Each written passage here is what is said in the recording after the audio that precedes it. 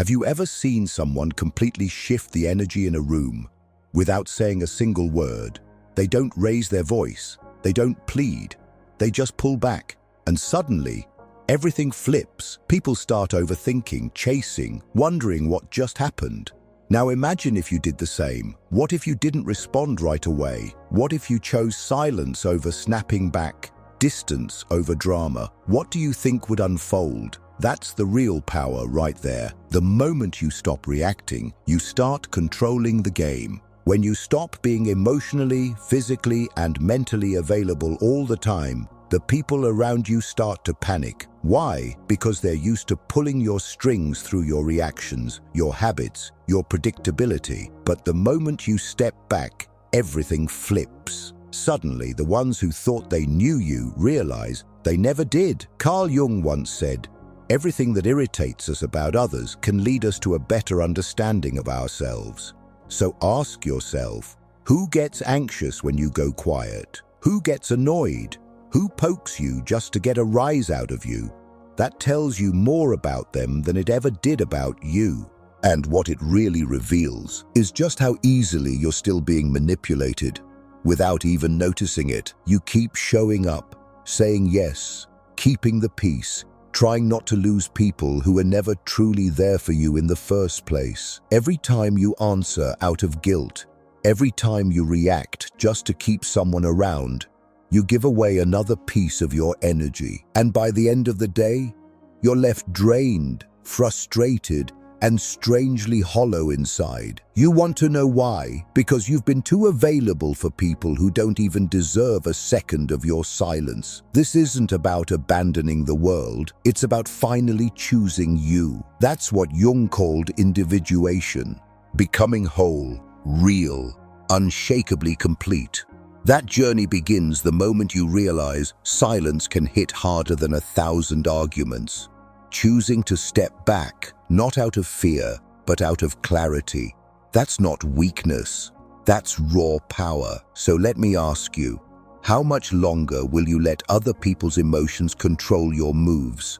How many more times will you dance like a puppet just because someone found your wound? Maybe it's time to cut the strings, to pull back, to become unpredictable, because when you're no longer always available, the entire dynamic flips. You were raised to always be there, to reply fast, smile on command, say yes when your heart screamed no. Since you were a kid, they made you believe your value was tied to how accessible you were. But let's break that illusion right now. This always being available mindset. It's not noble. It's a trap, a cage. And as long as you keep thinking your worth comes from being emotionally reachable 24/7, you'll keep getting used, drained, and discarded the moment you're no longer convenient. Want to know the harsh truth? When people know they can always reach you, you become predictable, and anything predictable becomes a tool, a button people press just to feel better while you're left running on empty. They press that emotional button when they need attention, comfort, or validation. And once they're satisfied, they shelf you like nothing happened. And you don't even notice it, because you've been trapped in this illusion. If I'm always here for everyone, someone will eventually be here for me. But that's not how it works. Carl Jung talked about the persona, the mask we wear to be liked, accepted, praised. And it's that exact mask that keeps you overexposed and emotionally drained. You say, "I'm fine," while you're gasping inside. You reply right away, even when your soul is tired. You explain, defend, justify, as if you owe the world an apology just for existing. But every time you center others, you vanish from your own life. Being constantly available is a quiet form of self-abandonment, a hidden way of begging for approval, avoiding rejection, and trying to manage how others see you. But that control, it steals your peace. You start giving away your life force like it's unlimited, when in reality, it's painfully limited. The truth is, people who expect you to always be there, they don't truly want you. They want what you give them: attention, distraction, emotional support, convenience. And the second you change, The moment you draw a boundary or stop reacting, watch how fast they flip. Suddenly you're cold, you're acting different. But it's not that you changed, it's that you stopped serving their needs. And here's the brutal truth. The more available you are, the less people value you, because anything too easy to get turns into an emotional rag. Nobody respects what they didn't have to earn. Nobody treasures what's always right there on demand. So stop and really ask yourself, who actually deserves your time, your energy, your presence, or better yet, who deserves your absence? But before we answer that, we need to face something deeper. Why do you react so fast? Why do you keep giving in? What's behind this almost automatic urge to explain, to please, to prove yourself every time? The answer lies in what Carl Jung called psychic energy, and that's exactly what we need to talk about next, because your energy is all you've got, and if you don't protect it, someone out there will gladly use it against you. Jung didn't see the human mind as some robot reacting to the world without consequences. No, he saw it as an energy system. Every thought, every emotion, every reaction, it all costs energy. So here's the real question. Are you choosing where your energy flows, or are you letting the world drain it for you? Every time you react without thinking, you're leaking your psychic energy. When you defend yourself against pointless criticism, when you bite the bait just to prove you're right, when you waste time in empty arguments or chase the approval of people who don't even respect you, you're pouring your inner power into a black hole. Jung made it crystal clear. What you resist persists. The more you react, the tighter the chains become. Emotionally drained people aren't weak. They're just pointing their energy in the wrong direction. And guess what happens when you're constantly tired? You become vulnerable. And when you're vulnerable, manipulators, energy leeches, and opportunists pick up on it fast. They can smell it and smell. They can see it, that you don't know how to protect your energy, that you react to everything, always jumping in, always trying to fix the world. And that's exactly what they exploit. Jung believed a healthy mind isn't the one that reacts the fastest. It's the one that knows how to hold its energy tight. That means saying no without guilt, staying silent without feeling like a coward, watching before acting. Because real power, it's not in reacting, it's in choosing when to move and how. But you can only do that when you know yourself well enough to recognize your own triggers before they control you. How many nights have you stayed awake replaying a conversation that ended badly? How many hours have you wasted overthinking what you should have said, or why someone treated you like trash? That's your energy, bleeding out for nothing. You're keeping ghosts alive that should have been buried long ago. You're feeding toxic patterns that only survive because you keep reacting to them. Psychic energy is like a personal force field. When you guard it well, you don't even have to speak. Your presence alone speaks volumes, but when you waste it, you shrink. You become reactive, fragile, invisible, and this world has no mercy for people who can't hold their ground. So start watching your own triggers like a hawk. What's causing that snap reaction? What's pulling you out of alignment? Those exact moments, that's where your energy is slipping away, and that's where your real work begins. Not to turn cold or heartless, but to become selective, to stand in your own power. And here comes one of Jung's most powerful insights. When you protect your energy, you shatter the projections others have tried to place on you. And guess what? That scares people, because now we're stepping into shadow territory, the land of silent, sneaky manipulation. And when you stop playing the role, the game falls apart. In the next part, we are diving into how opportunists feed on your energy and why going quiet is the one move that breaks their game completely. Get ready to see the faces of those who've been draining you in plain sight without you ever noticing. You think you're making conscious choices. You believe you're in control. But here's the darker truth. Most of your emotional reactions are pre-programmed. And those who know this, they don't need to shout, argue, or pressure you. No, they just press the buttons you've left wide open. And like clockwork, you respond. Every single time. That's how they keep control. And that's how you start taking it back. Carl Jung called it projection, when people dump onto others what they refuse to face in themselves. But here's the part most people miss. While they're projecting, you become the target, the emotional screen they're painting on. And the more available you are, the easier it is for them to use you like a blank canvas. Think about it. That friend who only shows up in crisis. That partner who leans on you to fix everything. That person who flatters you, but only while you're being useful. None of it is accidental. They're not connecting with you. They're connecting with the role you've silently agreed to play. And that's not a relationship. That's emotional theater. And why do you keep playing that role? Because deep down, you're scared. Scared to disappoint. Scared to be unloved. Scared to be left behind. But real manipulation doesn't always come with loud voices or threats. It hides in the quiet guilt you carry. That tiny voice whispering, you owe them, you have to help, you need to be there, even when it's tearing you apart inside. And here's the cold truth.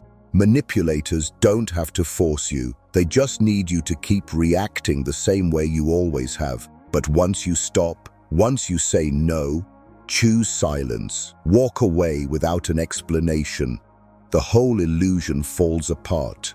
The mask they put on you shatters.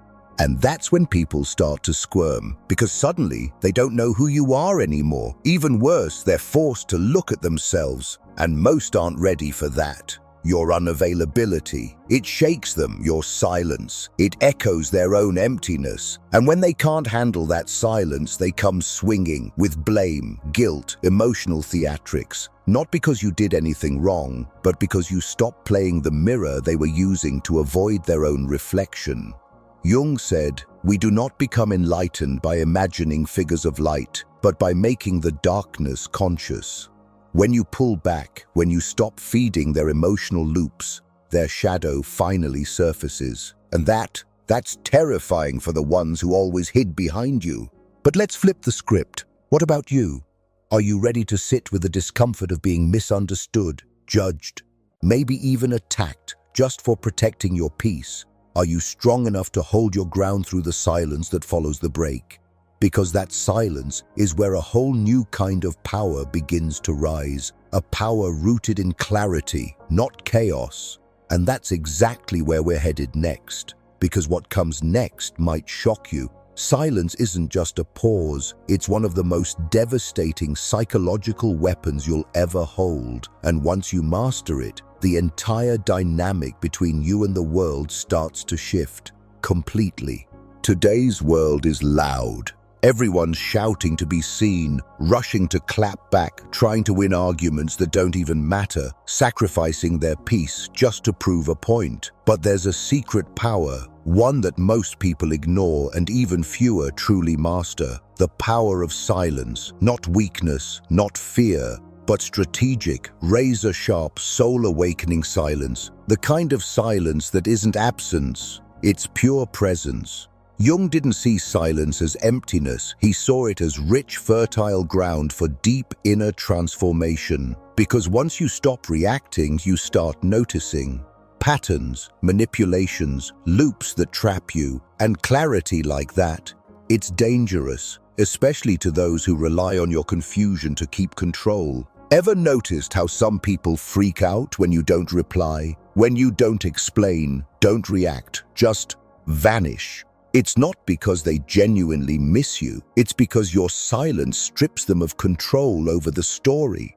As long as you're speaking, they're still in the driver's seat. But when you go silent, you flip the script. And that throws off anyone who feeds off your reactions. Because real silence, true intentional silence, isn't weakness, it's mastery. It's choosing not to waste your energy on emotional traps. It's refusing to be pulled into battles that were never worth your peace in the first place. That silence, it's your new weapon. Jung said it best. Individuation, the journey of becoming who you truly are, demands distance. because only in silence can you finally hear your own voice without the world's noise crashing in. But don't get it twisted. Silence comes with a cost. It'll separate you from people who only stuck around for the version of you that served them. It'll confuse the ones who only saw their own projections when they looked at you. Suddenly, you'll seem cold, distant, even arrogant, but that's just their discomfort talking, because they never cared about your depth, only your function. And here's the brutal truth. The wiser you get, the more careful you become with your words. Because now you know, every sentence is a transaction of energy, and not everyone deserves your truth. Silence isn't always a retreat. Sometimes it's sovereignty. It's the language of those who've stopped needing to prove themselves to anyone. Real silence shakes people up. Not because you're doing anything, but because it forces them to sit with their own noise, their thoughts, their shadows. And that discomfort, it reveals way more than any argument ever could. You don't owe anyone an explanation for your absence. It speaks volumes on its own. And those who feel rattled by it, it's because they relied on your emotional chaos to keep their power. But the strongest kind of silence isn't about disturbing others. It's the kind that rebuilds you, the kind that reconnects you to something real, far beyond anyone's approval. It's in that quiet, sacred inner space where no one's demands can reach you that you finally start to reclaim your vital energy and reconnect with your true self. And that's what we're diving into next, because cutting off outside noise isn't enough. You've got to relearn how to manage your energy like your life depends on it, where it flows, where it stays, and most importantly, where it should never go again. This is about soul-level selectivity, because here's the harsh truth. Knowing all this means nothing if, in real life, you're still saying yes when your soul screams no, still replying to draining messages, still holding on to relationships that only exist out of habit. That's not awareness, that's self-betrayal. Awareness without action, that's just another slick form of self-deception. Real transformation begins the moment you decide to become selective. And that choice, it demands emotional discipline. Being consciously unavailable doesn't mean you're cold, arrogant, or heartless. No, it means you've stopped giving unlimited access to your energy, your time, your peace. And it all starts with tiny but powerful moves. Not replying instantly, taking a breath before reacting, walking away from chaos before it swallows you, shutting your phone off without guilt, saying not today, saying I'm not interested, saying I'm not getting involved. These are not small acts. They're soul-level boundaries, and every one of them is a step toward reclaiming your power. But here's what matters most.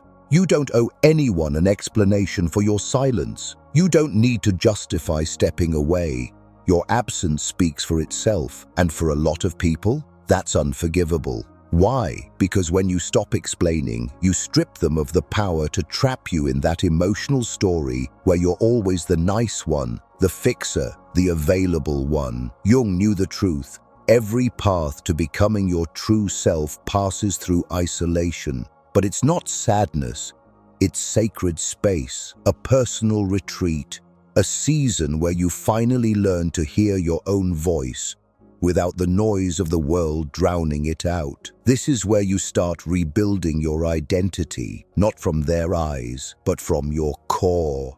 Want a real test for how far you've come? Watch who starts pulling away when you get quiet. Watch who pokes at you when you stop reacting. Watch who suddenly says you've changed the moment you start setting boundaries. These aren't signs that you're doing something wrong. They're proof that you're finally setting yourself free. At first, being unavailable will feel strange, uncomfortable. You'll feel guilty. You'll wonder if you're being mean or selfish. And yes, people will say you're too distant, too harsh.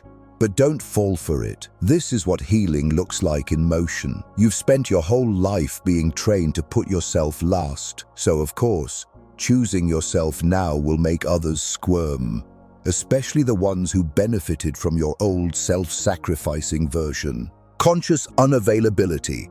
That's where true self-determination begins. Every time you say no to the world, you're saying yes to yourself. When you walk away from toxic environments, you're not being dramatic. You're declaring that your peace is worth more than fake connections.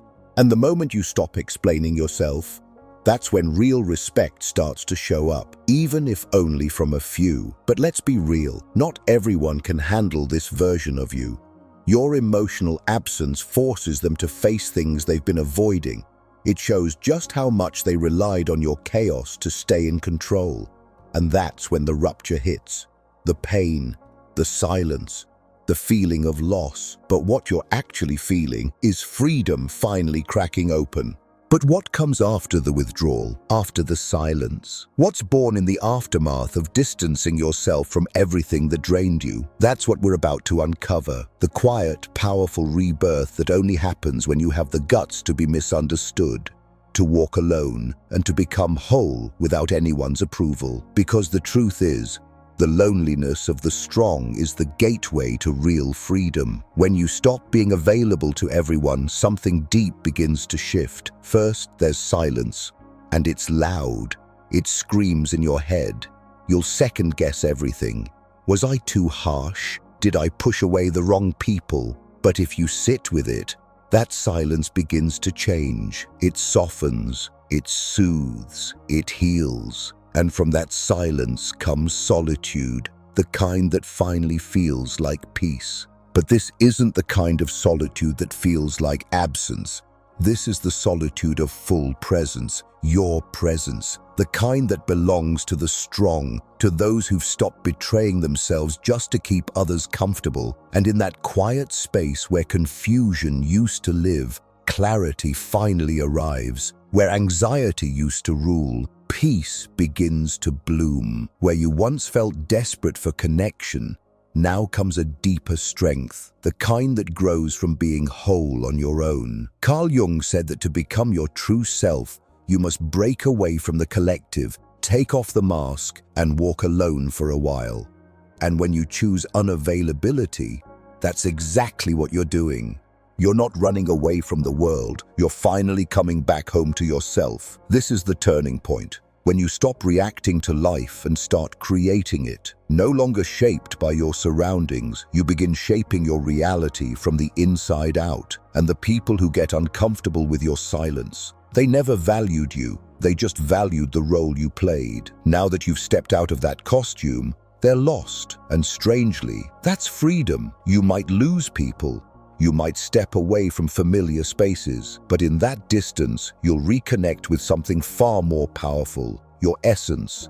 And yes, you'll be misunderstood, but you'll finally be real.